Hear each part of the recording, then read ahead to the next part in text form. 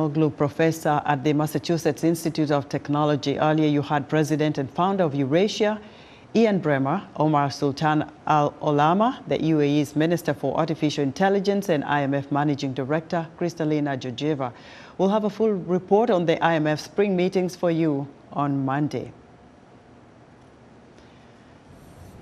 30 years after the genocide in Rwanda that killed an estimated 800,000 Tutsis and some moderate Hutus, the Rwandan government is pushing to change how the genocide is referred to. The issue was addressed at a recent commemoration of the 30th anniversary of the genocide, also known as Kwibuka, in Washington, D.C., with U.S. lawmakers pledging support for the change. VOA's Anthony LaBruto joins us now from Capitol Hill with more. Hello, Anthony. Hi, Esther. Yes, it was a very powerful day on Capitol Hill for the commemoration of the Rwandan genocide. Hearing survivors vividly recount their experiences now 30 years on felt just as raw and powerful now as I'm sure it did for them then. Take a look. U.S. lawmakers gathered alongside Rwandan diplomats in Washington, D.C. for the 30th Kwibuka, or Remembrance of the Genocide in Rwanda. This year's Kwibuka, held on Monday, placed a special emphasis on survivors and their stories, as well as the work that's been done to repair inter-community relations since the genocide occurred in 1994. Referred to over the last 30 years as the Rwandan genocide, the Rwandan government has been pushing for a new name. It prefers the genocide against the Tutsi in Rwanda to give more recognition to Tutsis, who were the majority of the victims and were specifically targeted by largely Hutu attackers.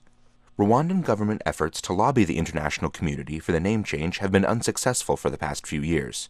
However, efforts made by the United Nations brought the subject back to prominence. Alice Weremu Indiritu, the Undersecretary of the United Nations Office on Genocide Prevention, has been at the forefront of that change.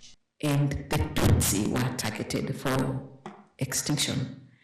Anyone else who died, and we do know that there were Hutu who died, who opposed this genocide. We do know there were other people who died who opposed this genocide, but they were not the target. The target was the Tutsi. They would not have been killed if the intention was not to kill the Tutsi. Some U.S. lawmakers have also been receptive to the change. Trent Kelly, a member of the United States House of Representatives, has proposed a resolution for the United States to formally recognize the name change to be consistent with Rwanda's terminology. Members of the Rwandan diaspora say this would be a welcome step in acknowledging the additional work the international community must do to help Rwanda. To be here 5 years later and seeing that this is the conversation that we're having and the right terminology is being used. So for us as Rwandans, this is very, very important. For survivors of the genocide, sharing their experiences at the Capitol reminds the world of the atrocities that happened and their duty to continue educating the world.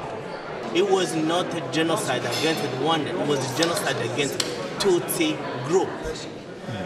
So people deny the genocide, they use different names, they use different numbers. And we feel insulted because when people avoid to tell the truth, there is a big risk to repeat the same ideology somewhere else, because never again is it true in Rwanda, but genocide can happen to any country.